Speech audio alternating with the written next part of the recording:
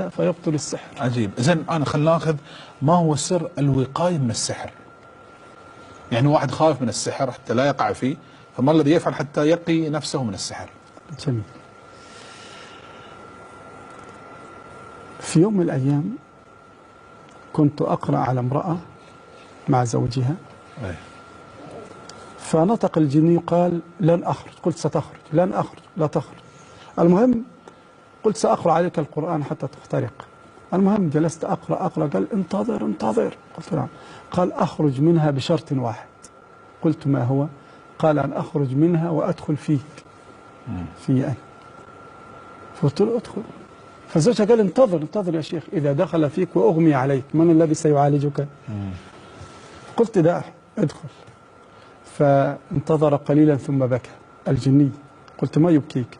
قال لا يستطيع جني أن يدخل فيك اليوم. قلت لما؟ قال لأنك قلت بعد الفجر لا إله إلا الله وحده لا شريك له، له الملك وله الحمد وهو على كل شيء قدير 100 مرة. قلت صدق رسول الله صلى الله عليه وسلم، من قالها في يوم كانت له حرزا من الشيطان يومه ذلك حتى يمسي.